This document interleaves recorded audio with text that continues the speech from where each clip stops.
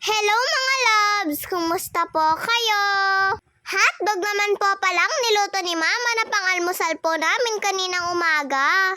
Para po maiba naman mga ka-loves. Sa totoo lang ay gayon na naman po ulit kami makakapag-almusal ng hotdog. Tender juicy po pala ito mga ka-loves, kaya masarap po ito. Tignan niyo naman po itong pusa namin, humihingi na naman po ng pagkain niya. Tignan niyo naman po at nakatayo pa nga po siya sa akin. Nagmamakaawa nga po mga kalabs, kaya binigyan na rin po siya ni Mama ng hotdog niya. Kapag nga po kumakain kami, palagi nga pong ganyan ang ginagawa niya sa amin. At dumating rin po pala yung kaibigan ni Kuya kaninang umaga. At paalis na rin po sila sa mga oras na yan. Girl Scout nga po palang isinuot namin kaninang umaga. T-shirt at short po pala yung ginamit ko. Meron din naman po akong dress mga kalabs, pero ito po yung ginamit ko. Tinatanggal ko na po pala sa bag ko yung mga gamit ko po na hindi naman po namin gagamitin ngayong araw. Para naman po gumaan-gaan yung bag ko. At nung nakapag-ayos na nga po pala ako mga kalabs, ay patatawidin na lang nga po ako ni Mama sa kalsada. Mag-isa ko nga lang po palang maglalakad. Nauna na rin po kasi yung mga ibang kasabayan ko po.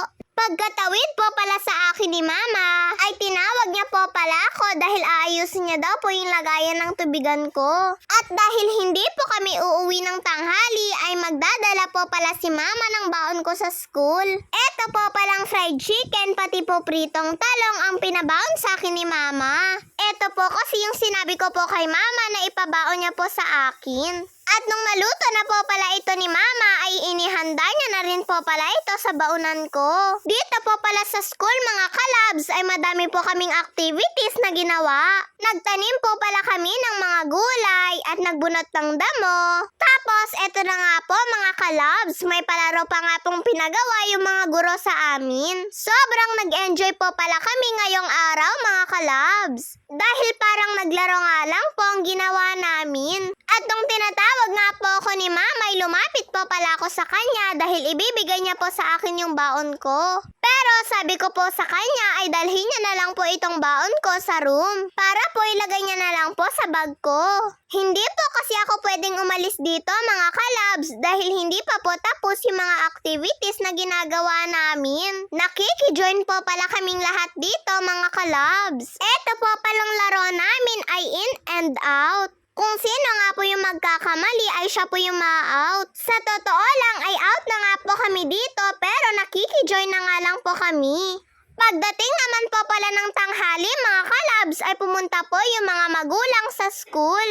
Recognition day po kasi namin ngayong araw. Bago po pala kami mag-start mga kalabs ay nagdasal po muna kami. Tapos nagsalita na po yung punong guro namin. At pagkatapos po pala niyang magsalita ay tinawag niya na po pala yung grade 6 na teacher para po i-announce na niya kung sino po yung mga honor students niya. At pagkatapos ay kami naman po palang grade 5 ang susunod. Sa totoo lang ay hindi ko po talaga alam kung meron po akong honor o wala. Dahil wala naman pong sinasabi sa amin ng teacher namin. Kaya sabi po sa akin ni Mama ay wag daw po ako masyadong mag-expect. Meron man po o wala, ang mahalaga ay may natutunan.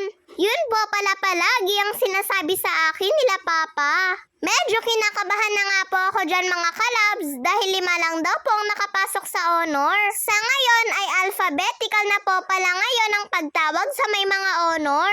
Kahit po mataas yung grades mo ay inuuna pa rin po nilang tinatawag yung naunang letra ng apelyido ng may honor. Yun na daw po kasi ang bagong patakaran ngayon mga kalabs. At yun na daw po ang dapat masunod. At nung pang-apat na classmate ko na nga po yung tinawag ay sobrang kabado na nga po ako. Pero nung huling nagtawag na nga po si Ma'am ay nagulat nga po ako dahil pangalan ko po yung tinawag niya. Kaya naghalo nga po yung kaba pati po yung tuwa ko mga kalabs. Salamat po Lord dahil nakapasok po ako sa may honor. Nung natawag na nga po kaming 5 mga kalabs ay nagpicture-picture na nga po kami.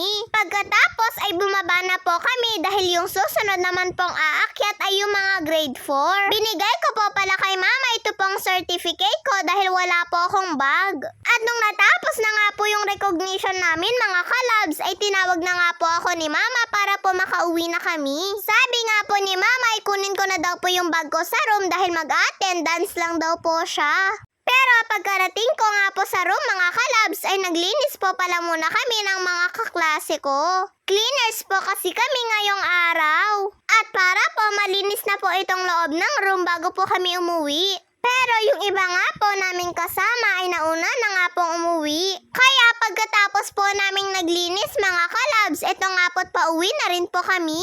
Kami lang po palang dalawa ni Mama ang uuwi ngayon. Dahil yung iba po naming kasama ay nauna na.